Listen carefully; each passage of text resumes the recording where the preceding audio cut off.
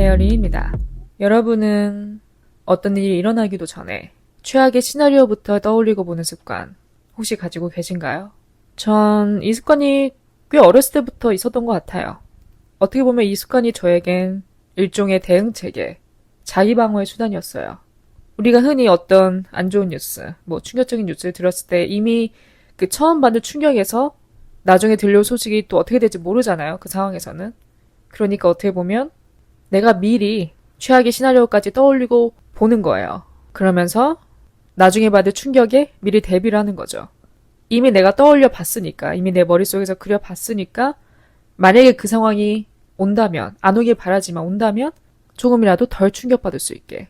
그러니까 내가 내 자신을 보호하는 수단, 내 일종으로 써왔던 것 같아요. 그런 습관이 그냥 굳어져 온 거죠. 애써 만든 건 아니지만. 흔히 우리가 이제 아플 때, 감기 걸리거나 어디가 몸이 안 좋을 때 인터넷에 검색하죠. 어디가 아픈 이유, 아픈 원인. 그게 하나둘씩 찾다 보면 굉장히 익스트림한 결과들이 나와요. 나는 그냥 단순하게 생각했는데 알고 보니까 이게 큰 병의 신호다. 당장 병원 가라, 검사 받아라. 불안해지죠. 또 우리가 이런 최악의 시나리오를 그리는 습관, 예시를 살펴보면 중요한 시험을 볼 때 아직 시험을 치기도 전에 이미 떨어지는 상상을 하는 거예요. 떨어지면 어떡하지? 망하면 어떡하지? 내 미래는 어떻게 되는 거지? 연애할 때도 마찬가지죠. 이제 시작했는데 벌써 헤어지는 순간을 상상하게 되는 거예요. 언젠가는 헤어질 거니까. 그게 언제가 될지 모르겠지만. 이렇게 그 일이 닥치기 전부터 최악의 경우를 생각하는 습관. 이게 좋지 않다는 걸 알면서도 고치고자 노력을 안 했던 것 같아요, 저는. 왜냐면 이거 말고는 내 자신을 어떻게 보여야 될지 몰랐거든요. 내 감정을 보호하기 위한 수단으로 이걸 어떻게 보면 이용을 해왔기에 어떻게 고쳐볼 생각조차를 못했던 것 같아요. 그래서 오늘 주제를 잡게 되었습니다. 혹시 여러분들도 저와 같은 이런 비슷한 증상이 있으시다면 오늘 에피소드 들으시면서 많은 공감이 되셨으면 좋겠고요. 이 세상에 만병통치약은 없듯이 이 습관을 고치기 위해서 이렇게 해야 한다, 이게 답이다 이렇게 말할 수는 없겠지만 나름 제가 저 혼자 떠올려보고 또 이것저것 자료들을 첨부하면서 이 습관을 고칠 수 있는 방법, 벗어날 수 있는 방법, 또 나름 모색을 해봤으니까 같이 한번 전달을 해드릴게요. 그럼 바로 시작하겠습니다. 사실 오늘 에피소드를 만들게 된 계기가 너무 명확해서 서론부터 언급을 하려고 해요. 좋은 얘기는 아닙니다. 좋은 얘기는 아니에요. 그리고 굉장히 좀 개인적인 거라 솔직히 이렇게 퍼블릭한 공간에 언급할지 말지 결정한 것도 저의 몫이거든요. 제가 원하지 않으면 공개 안 해도 되는 건데 또 이거를 그냥 묻어두고 계속 이렇게 팟캐스트를 이어나가자니 그것도 제 자신한테 너무 거짓말하는 것 같은 거예요. 물론 저는 이제 매주 준비해놓은 주제들이 있으니까 웬만해서는 그 주제에서 벗어나지 않게 업로드를 하는데 내가 뭔가 지금 내 삶에서 조금이라도 걸리적거리는 것, 걱정되는 부분 그런 걸 안고 있으면서 아무렇지 않은 척 다른 주제 이렇게 얘기하면 할 수는 있겠지만 마이크를 끄고 나면 엄청 공허할 것 같거든요. 하나도 해결되는 게 없으니까. 그래서 마음의 짐이 조금이라도 덜어질 수 있다면 좋을 것 같다는 생각에 언급을 할게요.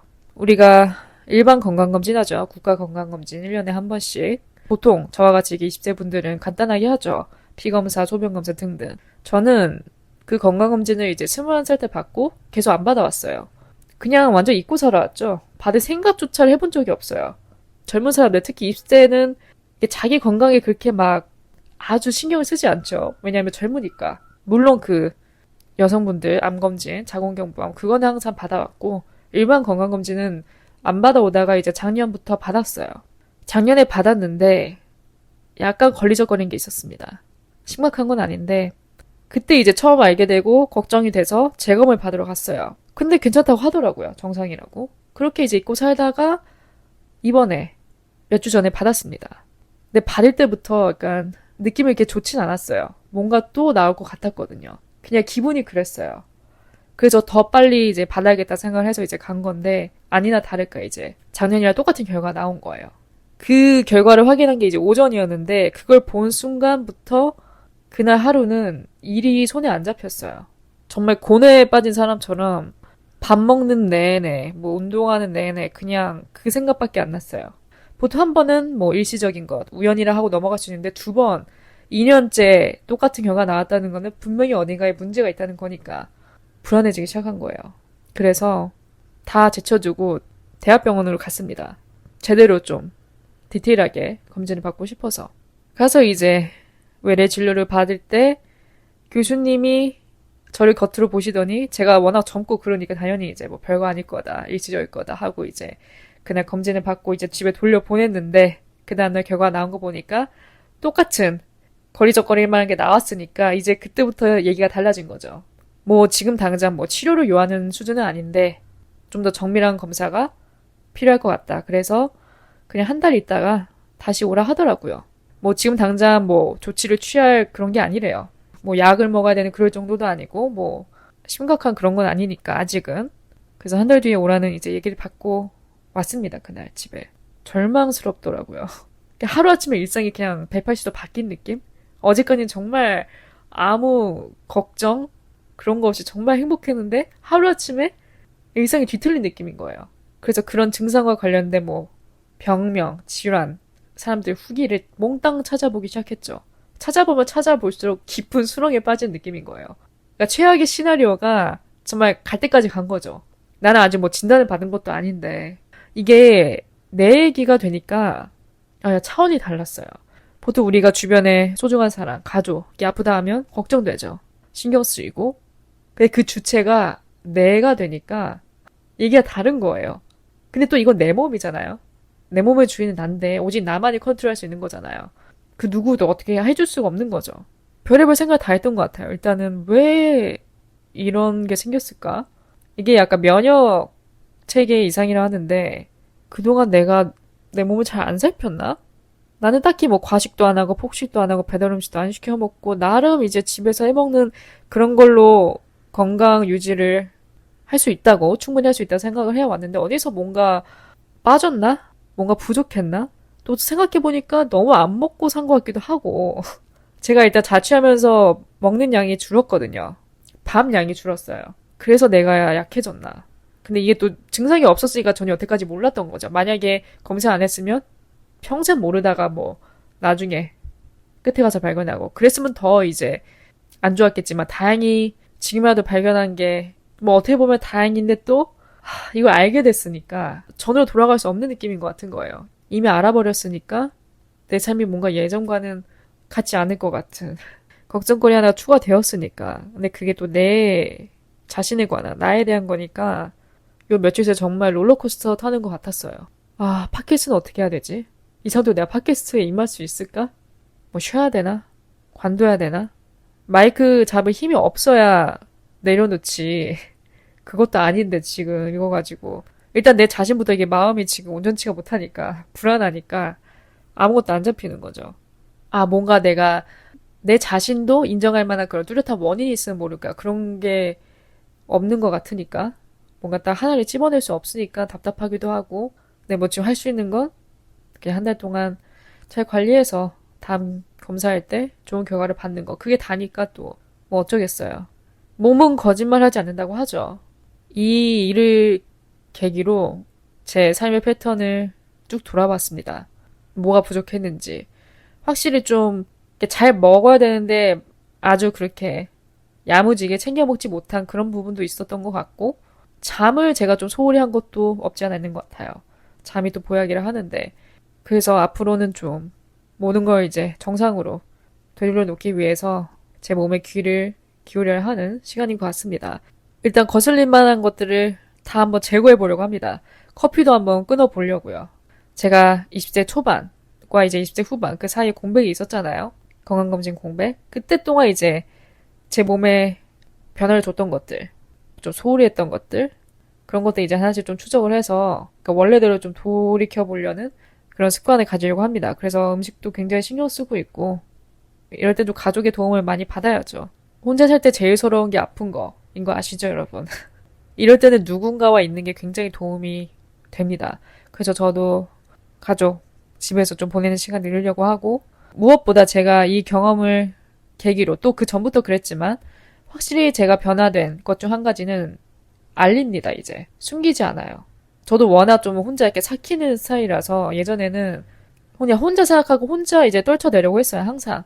굳이 이렇게 사사건건 다 알리 말하지 않고 이렇게 혼자 감내를 해왔는데 이제는 아닙니다.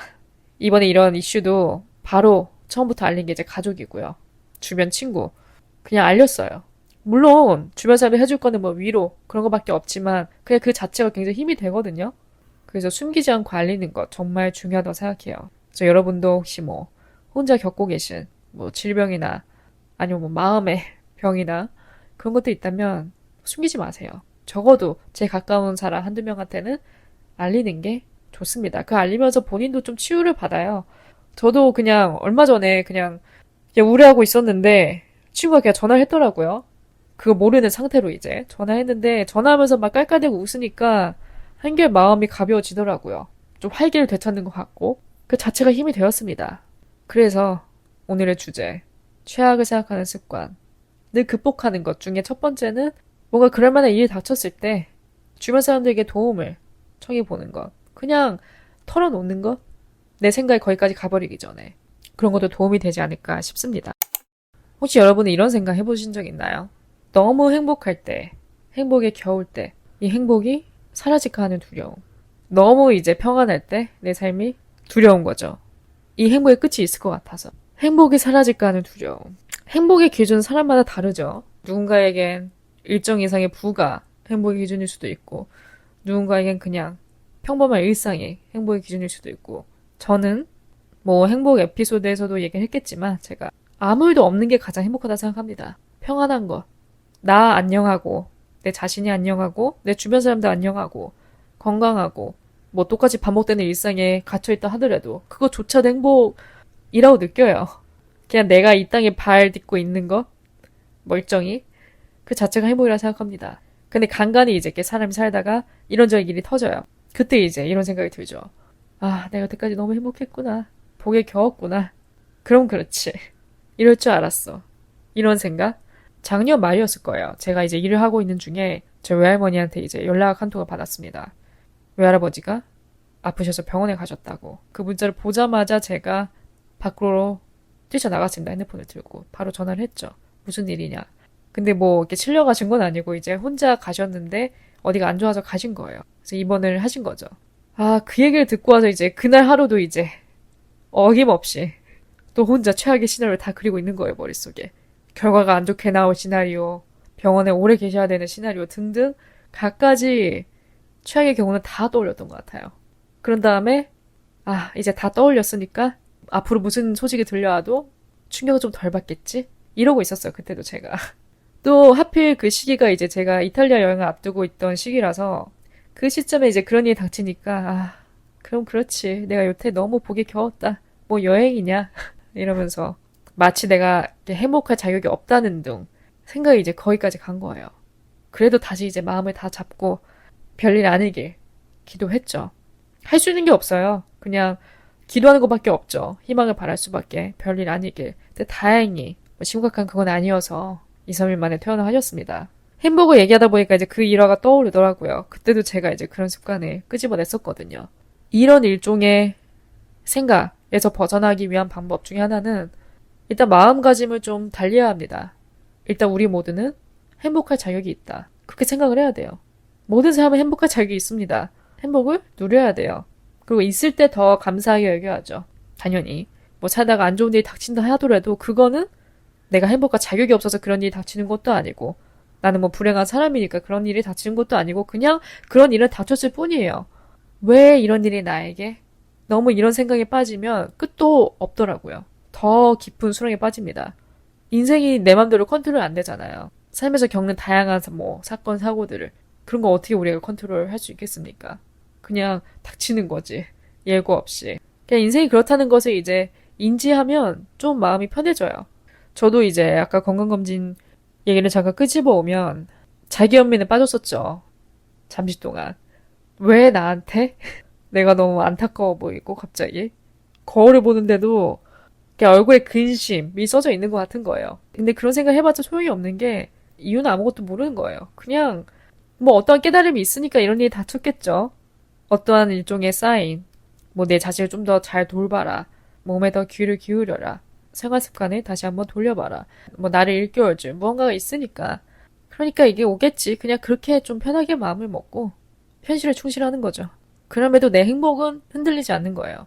굳이 그런 걸 끌고 와서 내 행복에 접목시켜서 그러기보다는 그냥 그것을 그 일대로 받아들이고 내 주변에 둘러보면서 나에게 행복을 주는 요소, 감사함을 주는 요소 그런 거 하나씩 이제 되새기는 거예요. 뭐 어쨌든 나는 지금 말 똑바로 잘할 수 있고 일할 수 있고 맛있는 거 먹을 수 있고 주변에 소중한 사람들이 있고 이미 내 기준에 충족하니까 이거 하나쯤은 이겨낼 수 있다. 극복하자 하고 이제 헤쳐나가는 거죠. 그럼 이 습관을 어떻게 하면 고칠 수 있을까? 최악의 경우를 생각하는 습관. 일단 첫 번째, 생각을 인식하는 것. 지금 내 머릿속에 떠오르는 생각들을 그대로 이제 인식하는 거예요. 뭐 실패, 악화, 좌절 등 부정적인 단어가 떠올 때마다 이것을 레이블 하라고 합니다. 부정적인 감정, 생각들을 기록하는 거예요. 한꺼번에 이렇게 모아보는 거예요. 그리고 그 감정을 부정하지 않는 것, 있는 그대로 받아들이는 것, 억누르지 않는 것이 첫 스텝이라고 합니다. 굉장히 공감해요. 저도 예전 같았으면 이제 그런 일종의 경험치가 없었을 때는 기분 전환, 지금 내가 기분이 안 좋으니까 당장 이걸 전환해야겠다. 신나는 음악을 틀거나 계속 이 감정과 반대되는 것들을 끄집어와서 억누르려는 노력? 그러니까 애써 외면하려고 했죠. 어떻게든 좀 기분을 업시키려고. 근데 오히려 그러면 그럴수록 도움이 안 되더라고요. 저는 그래요. 그래서 제가 이렇게 감정 컨트롤할 때 해온 연습 중 하나는 그냥 그대로 받아들이는 거. 슬프면 울고 기분이 축 처진다. 오늘 좀 무기력하다. 그럼 그냥 가만히 있는 거예요. 그 감정과 함께 이게 물결을 타는 느낌? 그러다 보면 어느 시점에 이게 좀 수그러들어요. 그런 경우 있죠. 예를 들어 어떤 사람이 한 가지에 너무 미쳐 있어요. 막 주변 사람들이 뭐라 해도 말을 듣질 않아. 보통 그럴 때는 주변 사람들 두 손 둘발 다 들죠. 그냥 그거 하게 냅두는 거예요. 질릴 때까지 해봐라. 뭐 예를 들어 뭐 자식이 학교를 때려치고 음악을 배운다 한다. 부모 입장에서는 말리죠. 학교를 왜 때려치냐. 나 아무리 뜯어 말려도 안 되는 거예요. 그럴 때는 결국 그래 네 하고 싶은 거 해라. 실컷 해봐라. 이러고 그냥 냅두죠. 본인이 실컷 이제 시행착오 겪고 그러다가 깨닫고 돌아오든가 아니면 이제 아예 그 길로 가든가 그냥 질릴 때까지 한번 해보는 거예요. 이런 생각 인식, 받아들이는 것도 그런 사례와 비슷한 것 같습니다. 그 생각을 굳이 애써서 떨쳐내려 하기보다는 그냥 한번 파고들게 해보는 거예요. 좀 사람마다 형태가 다르겠죠. 누군가는 그냥 소리내서 울거나 친구한테 전화해서 다 털어놓거나 글을 쓸 수도 있고요. 그냥 혼자 좀 생각을 정리하면서 글을 쓸 수도 있고 저 같은 경우는 일단 생각부터 합니다. 그냥 머릿속에서 실컷 생각해요. 가만히 앉아서 부정적인 생각도 하고 좌절도 느껴보고 절망도 느껴보고 원망도 느껴보고 다 할 거 하다가 어느 시점에는 뭐랄까 나도 그냥 지쳐서 이렇게 놓게 되는 빠져나오게 되는 포인트가 있어요. 그럴 때는 이제 다른 활동 뭐 음악을 듣는다던가 팟캐스트를 듣는다던가 유튜브를 본다던가 그러면서 그냥 다른 활동 하다 보면 잊혀지더라고요. 그래도 또 찾아올 수 있죠, 당연히. 그럴 때마다 이제 계속 이렇게 해 나가는 거예요. 그리고 저는 그냥 잘 때도 있습니다. 감사한 거는 잠은 잘 와요, 요즘. 잠은 정말 잘 옵니다. 낮잠도 자고 있고. 자는 것도 굉장히 도움돼요. 자고 일어나면 확실히 좀 사람이 몸도 가벼워지고 훌훌 털고 일어난 느낌? 나름 효과가 있는 것 같아요. 두 번째는 현재에 충실하기. 주변 것들의 눈을 한번 돌려보는 거예요. 내 지금 주변 환경. 날씨, 온도, 습도, 음식, 냄새 등등. 그냥 지금 내 현재에 완전히 포커스를 맞춰보는 거죠. 그런 다음에 왜 내가 그런 일이 일어날 거라고 생각하는지, 왜 내가 그런 최악의 시나리오들을 생각하게 되는지, 왜 그런 일이 일어날 것 같다는 불안을 느끼는지, 증거가 뭐지? 그런 일을 겪어봤나? 그 뿌리를 한번 찾아보는 거죠. 그럼 예를 들어 그런 일이 현실이 됐어.